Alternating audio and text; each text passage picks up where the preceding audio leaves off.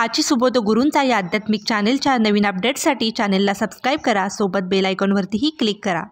कहाणी हरतालिकेची। एके दिवशी शंकर पार्वती कैलास पर्वतावर बसली होती। पार्वतीनं शंकराला विचारलं, महाराज, सर्व व्रतात चांगलं व्रत असं कोणते?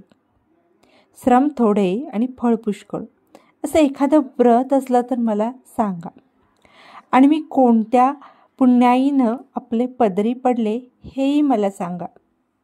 तेव्हा शंकर म्हणाले, जसा नक्षत्रात चंद्र श्रेष्ठ, ग्रहात सूर्य श्रेष्ठ, 4 वर्णात ब्राह्मण श्रेष्ठ, देवात विष्णू श्रेष्ठ, नद्यात गंगा श्रेष्ठ, त्याप्रमाणे हरितालिका हे व्रत सर्वात श्रेष्ठ आहे।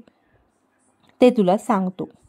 ते तू पूर्वजन्मी हिमालय पर्वतावर केलंस आणि त्याच पुण्यानं तू मला प्राप्त झालीस। ते ऐक। हे व्रत भाद्रपद महिन्यातील पहिल्या तृतीयेला करावं।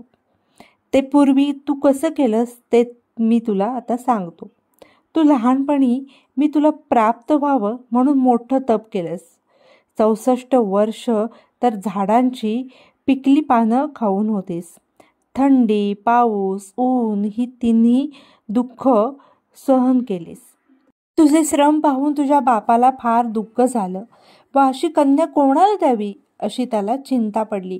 इतक्या तिथं नारद मुनी आले। हिमालयानं त्यांची पूजा केली व येण्याचं कारण विचारलं। तेव्हा नारद म्हणाले, तुझी कन्या आता उपवर झाली आहे, ती विष्णूला द्यावी, तो तिचा योग्य नवरा आहे। त्यांनीच मला तुझ्याकडे मागणी करण्यास पाठविलं आहे, म्हणून इथं मी आलो आहे। हिमालयाला मोठा आनंद झाला। त्यानं ही गोष्ट कबूल केली। नंतर नारद तेथून विष्णूकडे गेले, त्यांना ही हकीकत कळवली व आपण निघून दुसरीकडे गेले। नारद गेल्यावर तुझ्या बापानं ही गोष्ट तुला सांगितली। ती गोष्ट तुला रुचली नाही, तू रागावलीस। असं पाहून तुझ्या सखीनं रागावण्याचं कारण विचारलं। तेव्हा तू सांगितलंस, महादेवा वाचून मला दुसरा पती करणे नाही असा माझा निश्चय आहे। असं असून माझ्या बापानं मला विष्णूला देण्याचं कबूल केलं आहे। ह्याला काय उपाय करावा? मग तुला तुझ्या सखीने एका घोर अरण्यात नेलं। तिथं गेल्यावर एक नदी दृष्टीस पडली। जवळच एक गुहा आढळली। त्या गुहेत जाऊन तू उपास केलास। तिथं माझं लिंग पार्वतीसह स्थापिलंस, त्याची पूजा केलीस। तो दिवस भाद्रपद शुद्ध तृतीयेचा होता। रात्री जागरण केलंस, त्या पुण्यानं इथलं माझं आसन हललं। नंतर मी तिथं आलो, तुला दर्शन दिलं आणि वर मागण्यास सांगितलं।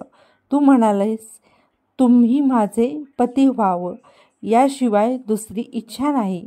नंतर ती गोष्ट मी मान्य केली। मी गुप्त झालो। पुढे दुसऱ्या दिवशी ती व्रतपूजा विसर्जन केलीस। मैत्रिणीसह त्याचं पारण केलंस। इतक्यात तुझा बाप तिथं आला। त्यानं तुला इकडं पळून येण्याचं कारण विचारलं। मग तू सर्व हकीकत सांगितलीस।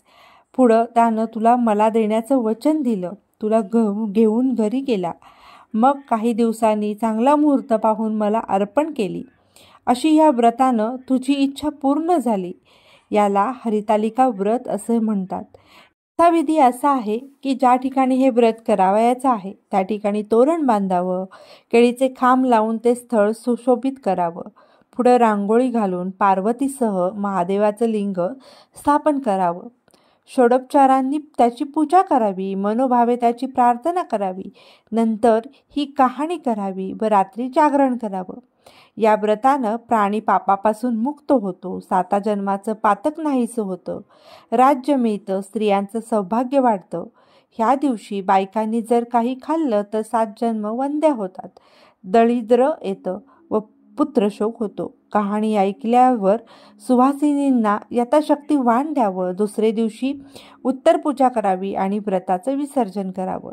ही 60 उत्तराची कहाणी 5 उत्तरी, देवा ब्राह्मणांचे द्वारी, गाईचे गोटी, पिंपळाचे पारी, सुफूळ संपूर्ण।